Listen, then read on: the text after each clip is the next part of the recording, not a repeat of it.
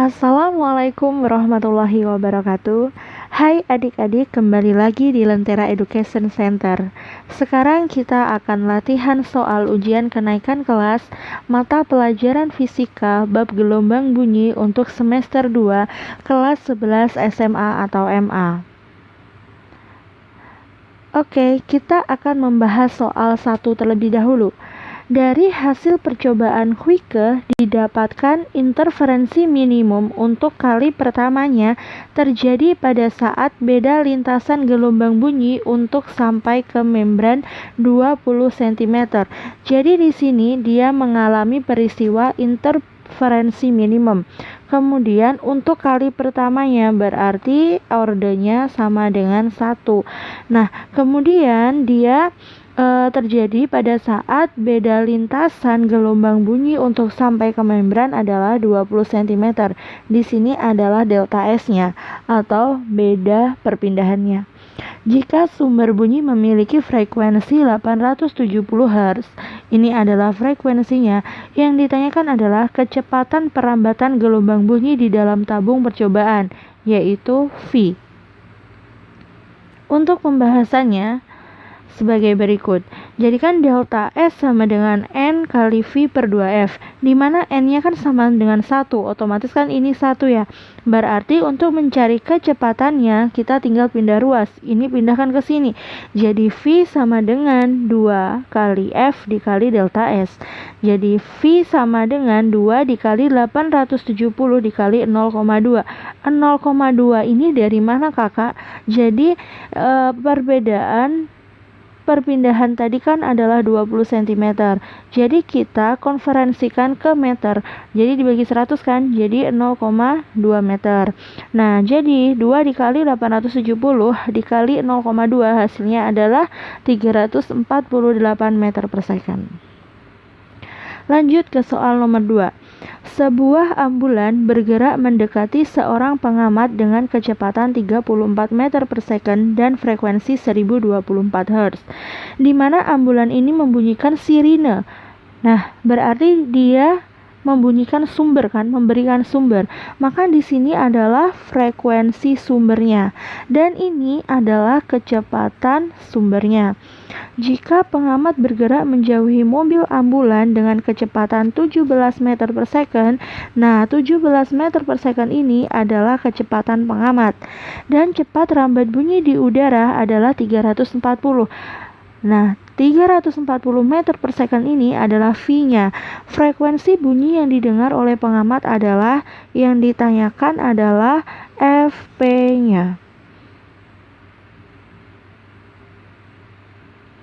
Jadi pembahasannya sebagai berikut. Jika sumber mendekati pendengar, maka nilai kecepatan sumbernya negatif. Jika pendengar bergerak menjauhi sumber, maka kecepatan pendengarnya adalah negatif. Kan persamaan efek Doppler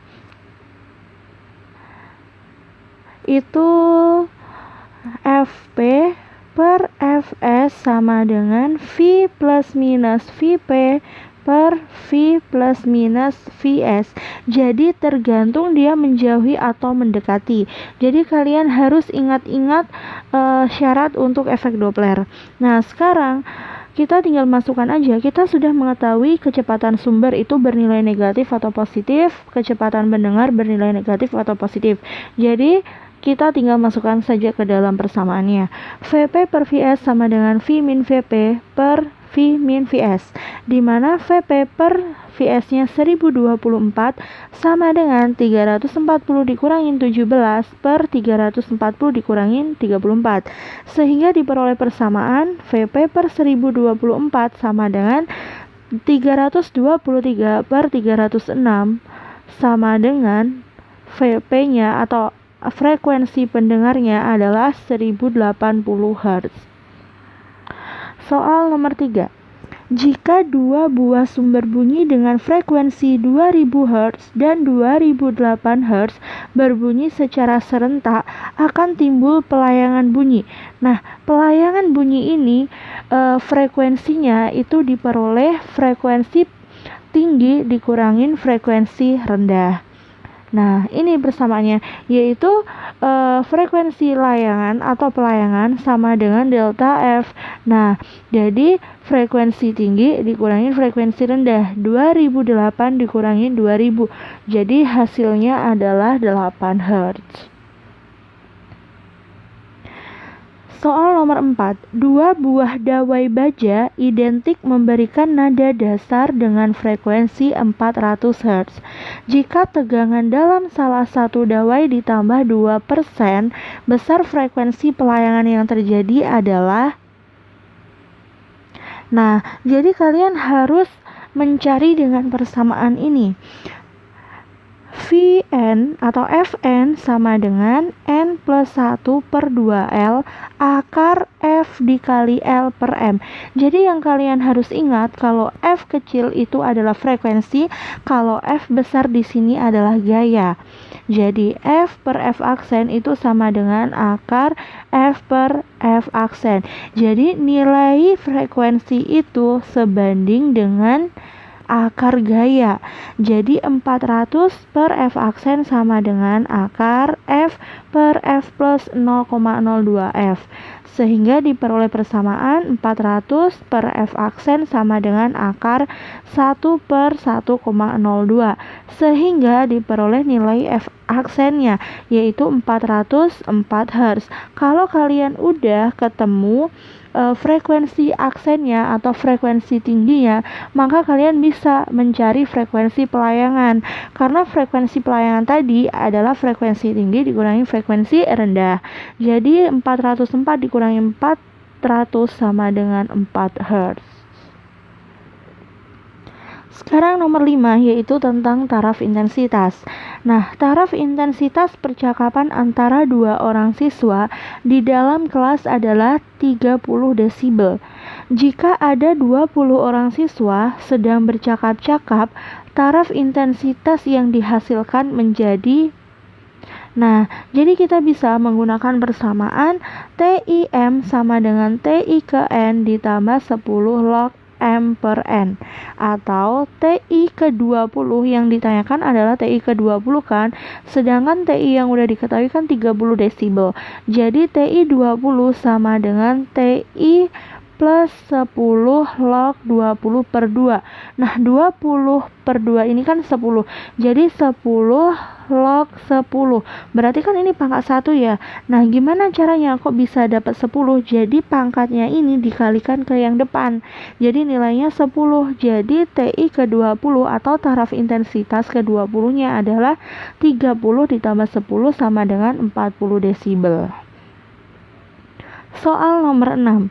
Taraf intensitas suatu ledakan petasan dari jarak 10 meter adalah 60 desibel. Jika diketahui intensitas ambang pendengaran 10 pangkat min 12 watt per meter kuadrat, daya bunyi ledakan petasan tersebut adalah... Yang kalian cari adalah dayanya. Daya itu kan adalah A dikali intensitas. Berarti A itu kan luas permukaan. Jadi 4 pi R kuadrat. Nah, jadi 4 pi R kuadrat dikali intensitasnya berapa? 10 pangkat TI per 10 min 12. Jadi 4 pi kali jaraknya 10 kuadrat dikali 10 pangkat 60 per 10 dikurangi 12. 60 per 10 itu berapa? 6 ya. 6 dikurangin 12. Nah, jadi tinggal masukkan aja. Jadi P sama dengan 4 pi kali 10 pangkat 4 watt. Nomor 7. Taraf intensitas percakapan adalah 60 desibel dan taraf intensitas halilintar adalah 110 desibel. Besar kelipatan intensitas bunyi halilintar terhadap suara percakapan adalah... Jadi kalian bisa menggunakan persamaan I aksen per I sama dengan 10 pangkat TI aksen min TI. Jadi I aksen per I sama dengan 10 pangkat 110 min 60. Jadi I aksen per I sama dengan 10 pangkat 5 sama dengan berapa? 100.000. Jadi nilai I aksennya, taraf intensitas setelah halilintar itu adalah 100.000 kalinya.